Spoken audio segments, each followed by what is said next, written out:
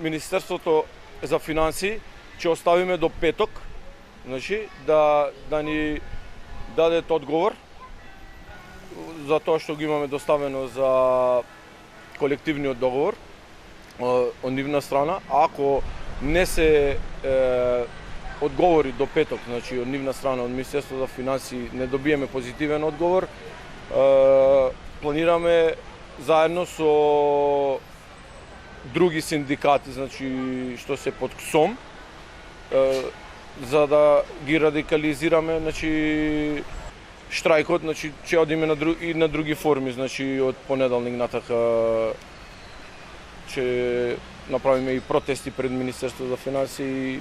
и од други министерства. Барањата наши се, значи, потпишување на колективен договор, значи на ниво на работодавач,